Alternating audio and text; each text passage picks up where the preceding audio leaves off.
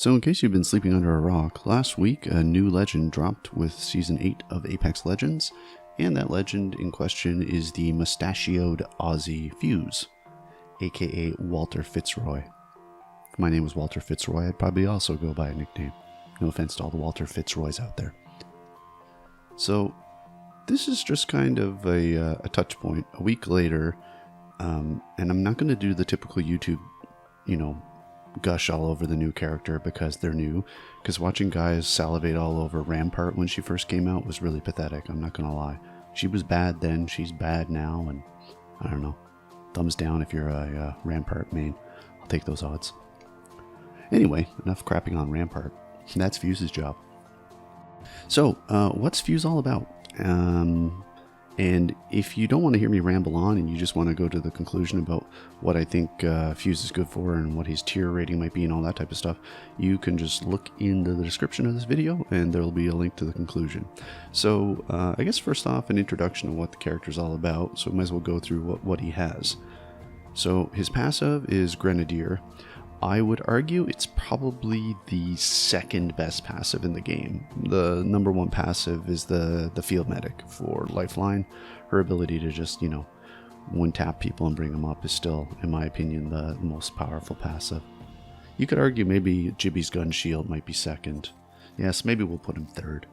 But yeah, it's still ridiculously strong. And, the fact that you can 2-stack grenades is great, but the fact that you can launch an Arc Star 212 meters accurately is just like a whole nother thing completely. And I think you can actually launch a frag further because they'll bounce and roll and stuff. So, and that depends on terrain. I only really tested the range in the firing range.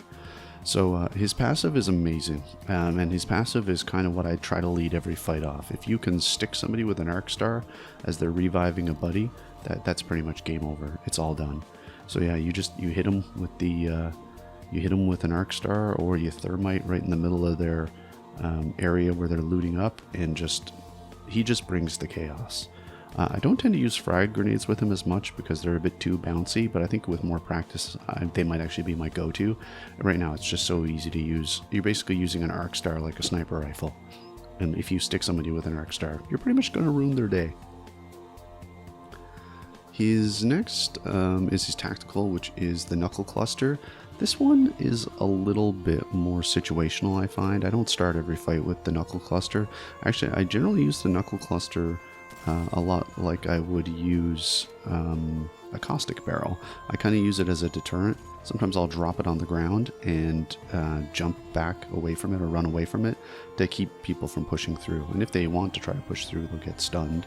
And that generally doesn't work out very well for them. So that one's kind of multifunctional. It's defensive and it's offensive. But usually if you have an easy shot on someone, I would much rather try to stick them with an Arc Star. And his ult is the Mother Load, and the Mother Load is basically a giant ring of flame. Some people will just call it the Ring of Fire, and it is kind of interesting. It's maybe not as powerful as like a Jibby Strike, where just the immense damage and how quick it comes on is what makes it such a great ability. It's more situational, but one of the cool things is you can actually use it indoors, although that's with a big caution. Beware of your own Ring of Fire because you can kill yourself with it. But yeah, if you shoot it indoors, it's just going to be chaos for everyone. And that's almost like the subtext for Fuse. Like if you were going to summarize Fuse in one word, it's chaos.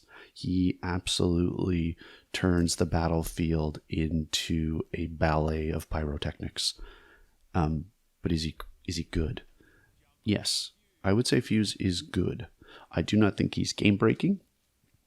I don't think he's meta. I don't really feel he ever will be meta. Of course, the pros could prove me wrong. Maybe they're using him in ways I don't know about. But one thing I can definitely say about him is he's probably the most fun legend to play. He could very well be the most noob-friendly legend to play because everything is so straightforward to use. Maybe not his ults. You can screw that one up, but the rest are pretty straightforward. And he's just the most fun. He is like that's the bottom line. He's just stupidly fun to play. Between like sticking people with Arc Stars across the map, which I've done multiple times already, and just disrupting the battlefield. He is hands down the best third partier in the game, without a doubt. Because like if you call in a Jibby strike on a team that's rezzing, yeah, it sucks, but he's got like one shot to do it, and after that he needs to shoot you. Fuse can basically surround you with a ring of flame, then he can launch his knuckle cluster into there to make it inhospitable, and if for some reason you can't get out, then he just starts filling it with frags and thermites and arc stars, and he can basically make that circle your own personal ring of hell. He can absolutely wreck your life, and that's kind of what makes him fun. He's really like he's pretty much crapping on your parade kind of character. Like if he comes across you, you've just finished a fight, you're in trouble. His one-on-one ability is pretty good, but I would caution you not to try to use his knuckle cluster to initiate a fight unless you have something to break line of sight. If you're trying to knuckle cluster someone and they're trying to shoot you, you'll be down before your knuckle cluster even goes off. And I think I've had at least one incident of I've hit them with the knuckle cluster and downed them, but only after they already downed me. And then it's like a 1-for-1, which is suboptimal. If you are able to get around a corner or something like that, what you can do is kind of chuck them on the ground to block one side, so then you know they'll avoid it. So say for example you're fighting behind a rock, you stick the knuckle cluster to the right side of the rock, you know they're probably going to come around the left, and either pre-fire them on the left or try to stick them with an arc star as they come around. The real pièce de resistance is just loading an arc star into the arm launcher and using it like a sniper rifle, basically, because the travel speed on the arc star is really fast.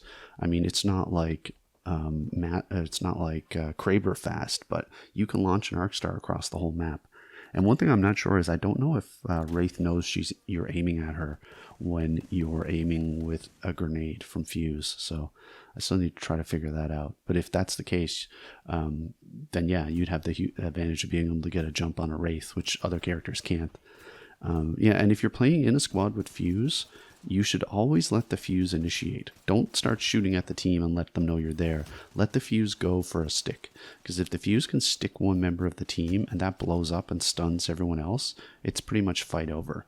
If you shoot, then they all scurry to the winds. It's really hard for Fuse. Well, it's not really hard, but it's much harder for Fuse to hit a moving target with an arc star than somebody who's in a looting in a box. So yeah, overall my experience so far, I absolutely love him. I've pretty much just been playing Fuse this season. That said, I don't think I'm going to play him in ranked. And like, I really like Bangalore. I don't really play her in ranked either. There's characters that are fun, and then there's characters that are viable for ranked. And I don't think Fuse is it, but we'll see. Because third party is such a big part of the game in Apex ranked. I'm going to test it out a little bit more, but my gut feeling is, would you take him over a Jibby in ranked? No, not a chance. Jibby is just too useful all the way around because he's bubble for cover, he's quick reses, like all the things he does add so much to a ranked squad. Whereas I think Fuse is a little bit more situational. Yeah, when you roll up on a team to third party, you're basically like uniquely geared to do it, especially if you have a Horizon. You have your Horizon, she chucks in her black hole, and then you drop the mother load on the black hole. Oh man. And then start chucking arc stars into it. It would be a bad day for any team. So there's definitely ways to use it, but again, I don't think he's meta. So if I was to kind of summarize what rank would I give Fuse, I would say Fuse is a solid B+ in my mind. Definitely going to be behind the Bloodhounds, the Wraiths, Jibbies, Caustics, and then like in ranked, potentially even behind a Crypto and a Watson, depending on how you're playing. Just for pub play though, I would put him behind Wraith, behind Jibby, behind Bloodhound. But yeah, he's definitely in the higher end of Bs. I think he might be a little bit more viable than a Bangalore, for example. I think he's more viable than a Loba, although she does give some benefits.